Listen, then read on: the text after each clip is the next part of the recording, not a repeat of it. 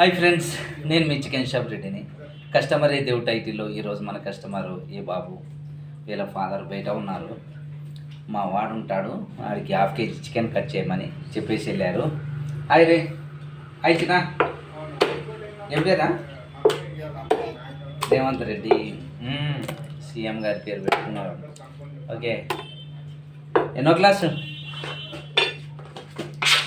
ఎన్ని చదువుకుంటున్నావు? ఎన్నో క్లాసు? LKG UKG? యూకేజీ. ఏ స్కూలు? యూనివర్సిటీలా?